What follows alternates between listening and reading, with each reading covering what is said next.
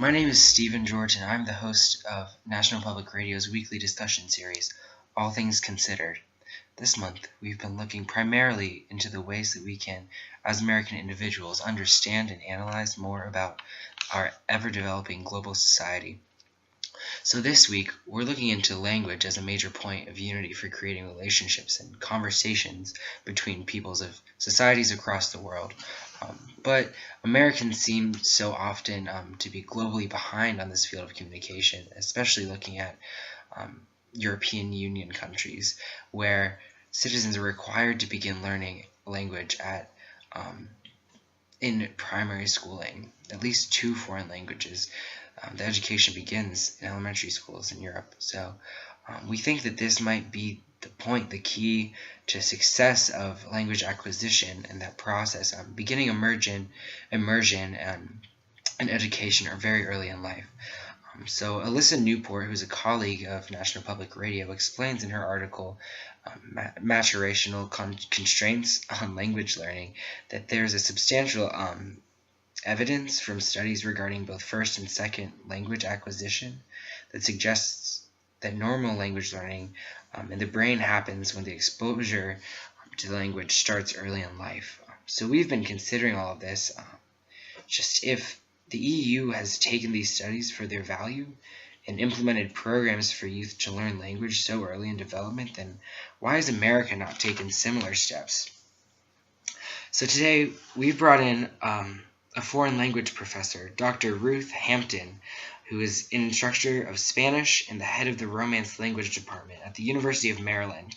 Thank you so much for coming in to join us today, Dr. Hampton. Thanks for having me.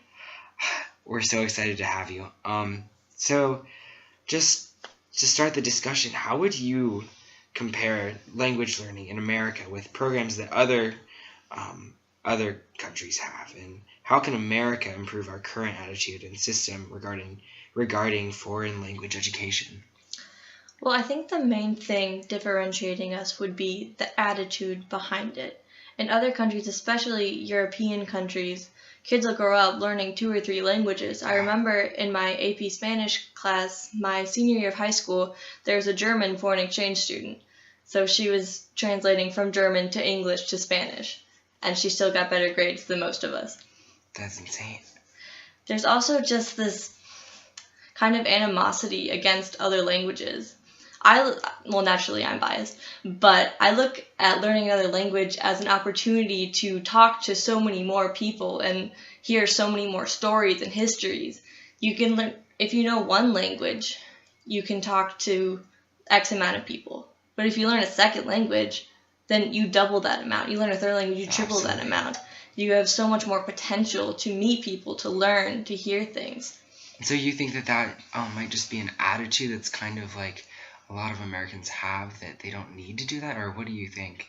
Oh, definitely. There's for sure a lot of blind patriotism, which, patriotism is great, don't get me wrong. I'm so glad that people love where they live, but I don't think they really always know why they love it.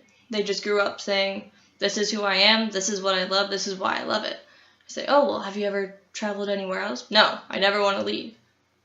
Well, why not? There's so many more perspectives and things you can learn and know. It's actually a little known fact that America does not have an official language. Oh, wow. It's not English? No, there is none. I didn't believe it either. One of my Spanish professors always told me that in college, and I would Google it every time just to fact check him. That's insane. I didn't know that either.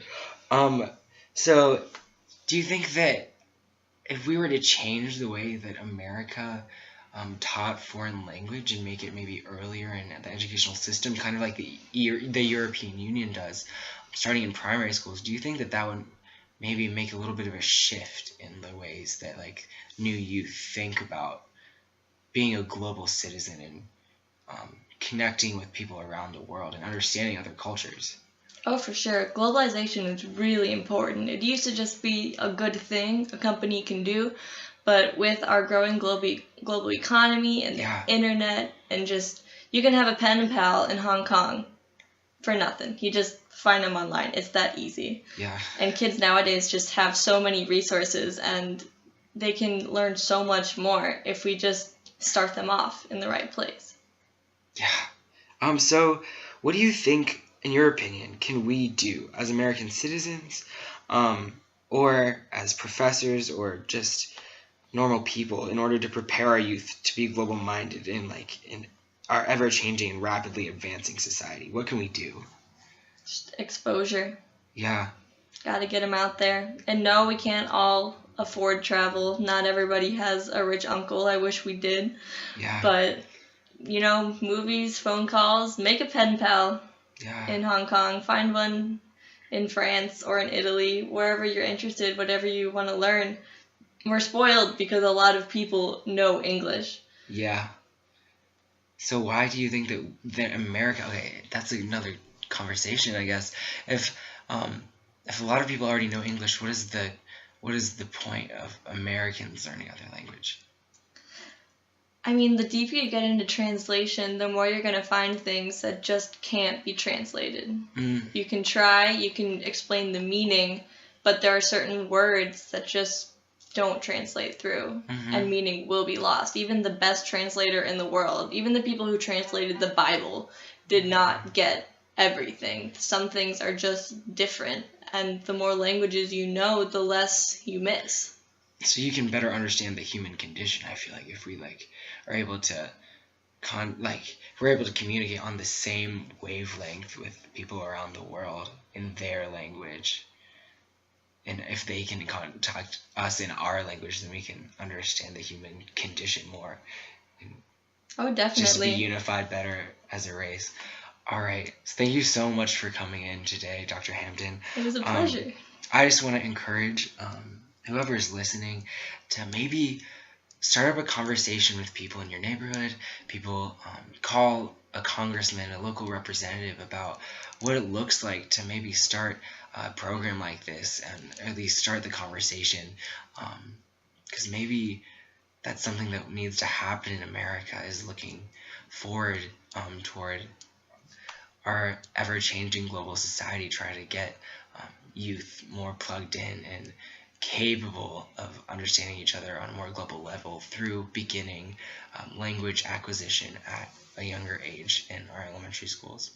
Thank you so much for listening to this episode of National Public Radio's All Things Considered. My name is Stephen George, and I'll be here next week to talk about something else. Thank you so much.